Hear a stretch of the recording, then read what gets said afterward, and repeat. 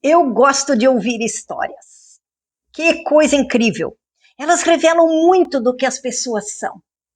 E recentemente eu ouvi um pastor contando a história de como Deus o chamou para ir para o seminário teológico ainda jovem, mesmo sem ter os recursos suficientes para se sustentar durante o estudo ou pagar os próprios estudos, e como Deus proveu os mantenedores, os recursos, e percebi o quanto isso foi uma experiência que trouxe fundamento para a vida de fé dele.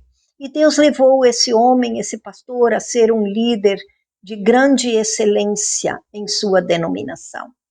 E um homem de Deus que em outras experiências de sua vida, em outras circunstâncias, e como já tinha experimentado Deus, continuou experimentando Deus e sua fé sendo acrescentada. Que lindo isso! Então, é bem importante que nós estamos falando no nosso módulo hoje, formando a próxima geração, deixando um legado. Qual a história que as pessoas podem contar de mim ou de você, que relata ou que expressa o que Deus fez ou está fazendo em nossa vida e por meio dela? Bem-vindo, bem-vinda, discipulado na vida. Estamos no nosso módulo Criando um Legado, fazendo história.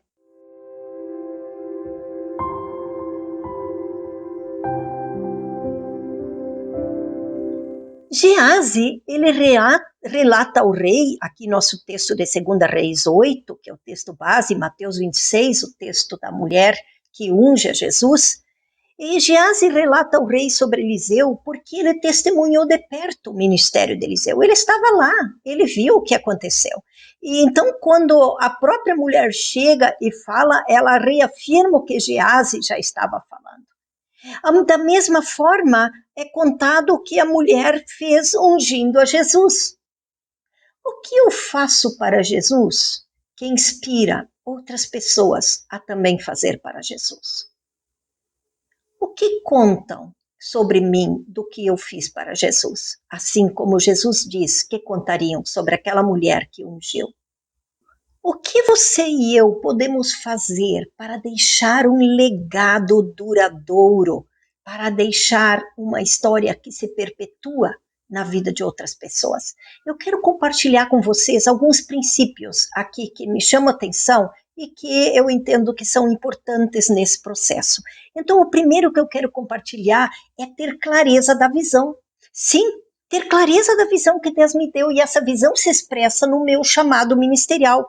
Ter clareza de como essa visão está se realizando por meio do meu chamado, mas principalmente que ela pode continuar se realizando depois de mim.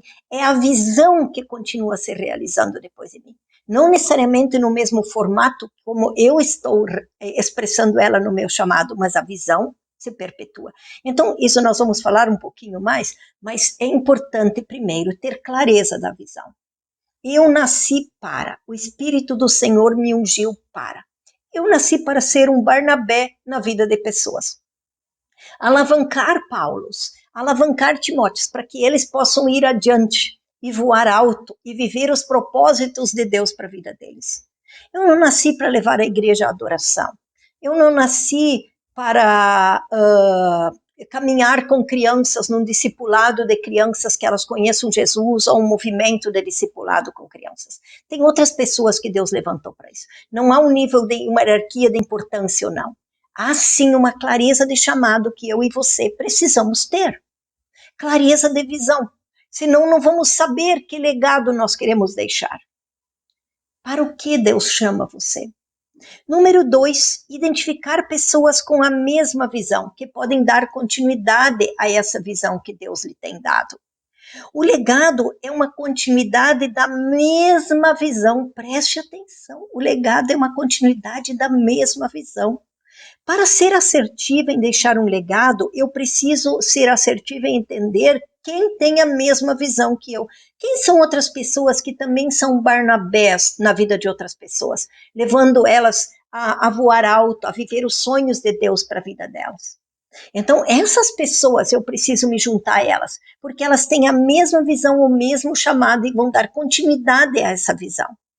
Então, deixar um legado não é simplesmente passar um título, ou uma função, ou passar uma forma, uma capacitação, um ministério.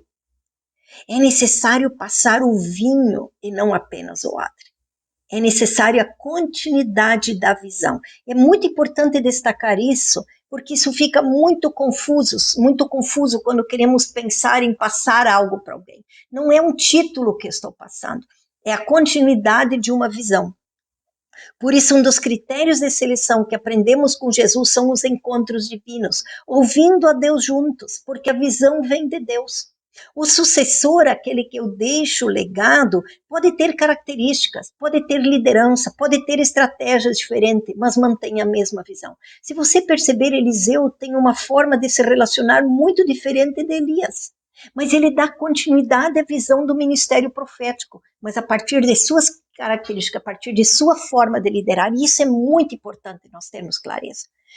O terceiro, o processo de transição é muito importante para deixar um legado. Moisés recebeu ordens de passar o bastão a Josué, mas ele faz essa transição, preparando Josué para esse tempo. Elias fez o mesmo para passar para Eliseu. Ele chama, joga a capa, e vem Elias diz, eu te seguirei, não te deixarei. Então, esse processo de seguir e deixar é o processo da transição, para que possa acontecer, então, de fato, uma sucessão e deixar um legado de ministério de visão. Conforme Robert Clinton, um líder na etapa dos 35 aos 39 anos, em seu livro Etapas na Vida de um Líder, ele diz que esse líder nessa idade deve desenvolver maturidade e vida de ministério. Ele deve ter maturidade de vida e maturidade de ministério, desenvolver vida, maturidade e desenvolver ministério. E as duas precisam caminhar juntos. Nós temos muitos líderes crescendo ministerialmente, mas na vida pessoal um desastre. Imaturidade emocional, imaturidade na liderança. Nós temos muitos crescendo na vida pessoal, com Deus em maturidade, mas sem um assessor que leve eles a alavancar ministerialmente, fluindo de sua vida esta maturidade que estão tendo de Deus, derramando intencionalmente na vida de outros. Então, Robert Clinton diz que as duas, maturidade de vida e maturidade de ministério, devem acontecer nesse período, intencionalmente nesse período de 35 a 49 anos. Esse é o foco, esse é o propósito. E a partir, então, de 49 aos 63 anos, o líder faz o que ele chama, Robert Clinton, de convergência. Infelizmente, nem todos os líderes chegam à fase da convergência, que é onde se une o conjunto de dons com as experiências que a pessoa teve, do modo que maximiza o ministério dela. Ela tem os dons e o exercício do ministério desses dons faz ela crescer, a experiência faz ela crescer, se tornar um especialista em alguma área. Nós temos muitos pastores e líderes que chegam aos 49, 50 anos atirando para tudo que é lado, sem necessariamente entender, eu sou especialista nessa área do reino. Posso pastorear a igreja local e ter todas as áreas do pastoreio, mas Deus tem me dado graça para isso, visão, unção, para essa área, de maneira que Deus me dá uma graça muito especial. E de 40, até 49 anos ele cresce se tornando um especialista, desenvolvendo aqueles dons de uma maneira especial.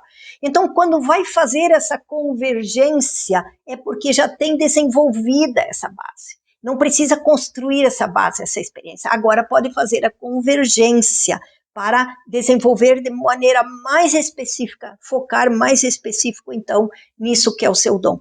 E há várias razões porque muitos não chegam a isso. Às vezes pela própria falta desse desenvolvimento pessoal de alguém que investiu, em outras a organização pode atrapalhar, mantendo aquele líder numa posição que o atrapalha, que o limita muito, para que ele possa fazer essa convergência maior, esse foco. Então ele tem uma função que ainda precisa tirar, essa expressão, ouça bem, não é agora pejorativa, mas atirar para tudo que lado, sem poder fazer uma convergência, dizer, esse aqui é onde eu quero deixar um legado, essa área eu quero me tornar um especialista e investir em pessoas que recebam mais nessa área.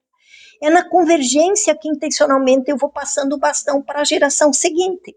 Com isso, eu assumo um novo papel ministerial como alguém que prepara intencionalmente sucessor ou sucessores. E aqui eu quero trazer a experiência de Edmund Chan. Ele relata assim: eu tinha apenas 53 anos quando transitei para abrir caminho para a sucessão da liderança.